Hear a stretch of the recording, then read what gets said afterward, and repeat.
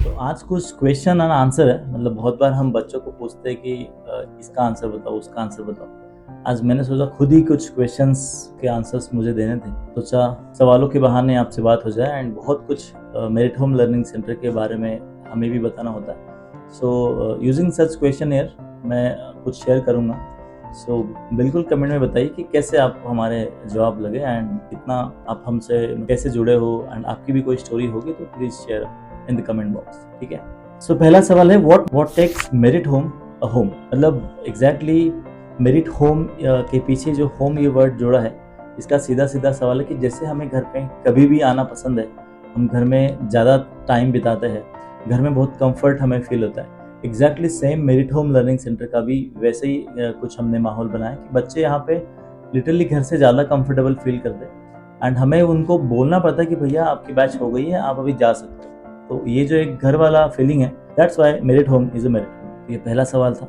दूसरा, इसमें घर पे हमें कुछ भी हम जब नखरे करते हैं तो हमें कुछ भी हमारी ज़रूरतें पूरी की जाती है। कभी कभी ये भी होता है कि बच्चों को अगर भूख लगी तो उनको हम जो भी उनकी पसंदीदा चीज़ है खाने की, ठीक है, तो वो भी हम मतलब we make our self not as a institution but as a home. That's why Merit Home is a merit. फिर है वाई लर्निंग सेंटर। मतलब एक होता है कि जैसे हमने देखा है मेरिट होम क्लासेस या मेरिट होम ट्यूशन, ऐसा कुछ हम रख सकते थे, बट हमने लर्निंग सेंटर ये जो नाम चुना है बिकॉज यहाँ पे हम चीज़ों को मतलब हम टीच नहीं करते, हम चीज़ों को बच्चों को कोशिश करते हैं कि जो भी चीज़ें हैं, जो भी कंसेप्ट है, उनको हम लर्न करेंगे, उनको हम समझेंगे एंड फिर उनका हम अप्लाई करेंगे। So this is not any tuition या फिर हम इसको मतलब मार्केट में एज ए ट्यूशन क्लास का नाम नहीं देना चाहते, क्योंकि यहाँ पे लर्निंग होगा, बच्चा फन करेगा एंड अपने आप को और भी बेहतर ग्रो करेगा। That's why learning centre, not as a tuition class. ठीक है।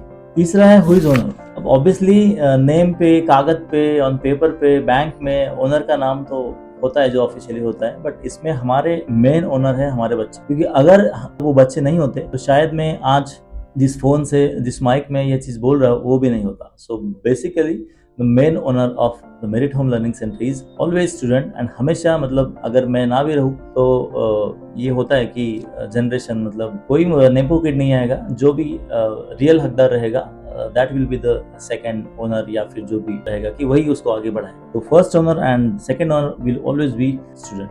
What is USP. तो इसमें बेसिकली यूएसपी में ऐसा होता है कि ऐसा क्या खास है मेरिट होम में। तो पहले तो नाम ही बहुत खास है कि name itself giving the meaning and what we do exactly. अब इसमें खास मतलब है कि जब आप कहीं क्लास जाते हो या कहीं आप कुछ पढ़ने की कोशिश करते हो तो आपको आपके हिसाब से पढ़ाने वाली जगह नहीं मिलती and that's why we search for any home tuition या फिर कोई आजू बाजू सोसाइटी में।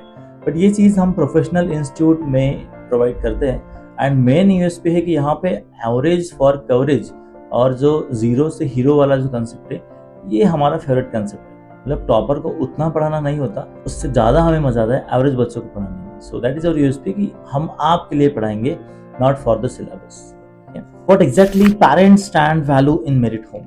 अब जैसा मैंने बोला ना कि ओनर यहाँ पे स्टूडेंट है, तो सबसे इम्पोर्टेंट ये है कि जो ओनर को कंट्रोल करता है या फिर हम किसकी सुनते हैं या फिर हमारे चीज़ों को कौन कंट्रोल कर सकता है या फिर किसके बारे में हम ज़्यादा सोचते हैं, एंड दैट्स पेरेंट।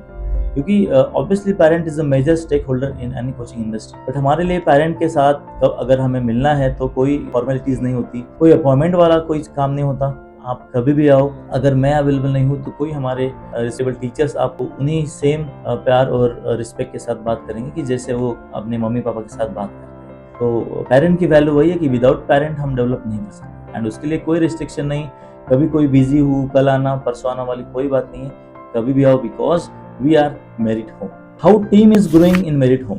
अब शुरुआत जब हुई थी तो टीम में ऑल ओलन मतलब हम 2 लोग थे। मैंने व्हाइट बोर्ड लगाया था एंड मेरे पापा ने चेयर्स रखी थी। 2014-15 की वो बात थी कुछ, एंड 16 में जब हमारे पास बहुत ज़्यादा बच्चे आने लगे तो हमने फिर वो चेयर शिफ्ट करके फिर बेंचेस की तरफ गए। तो धीरे धीरे फिर लोग जुड़ते गए एंड ये जर्नी ऐसी चालू हुई थी। अभी फिर उसके बाद कुछ हमारे खुद मतलब स्टूडेंट्स हैं जो अभी एज ए टीचर वो काम कर रहे हैं। मतलब वो कभी कभी होता है कि हम जहाँ पे पढ़ते हैं वही पे फिर हम पढ़ाने लगते। तो ऐसे टीचर भी आपको मिलेंगे कि जो मेरिट होम का मतलब कोर मेंबर है। मैं भी छोटे से इस वीडियो में नाम नहीं लेना चाहूंगा, बेटर कि आप ही आके विजिट करके उनसे मिलो। दूसरी बात, जो नए लोग अभी आ रहे हैं मतलब जो भी न्यू कमर है, उनको भी हमने एक कंफर्टेबल एनवायरनमेंट देने की कोशिश की है कि एक कोई डिजिटल वाला हो, कोई वीडियो एडिटर हो, कोई टीचर हो, कोई बच्चे हो, सब मतलब इस तरह हम ग्रो कर रहे हैं कि सबको अपना-अपना काम करने में मज़ा है and obviously on the financial terms also they are growing, we are growing, everyone is. फिर है what about AI and Merit home.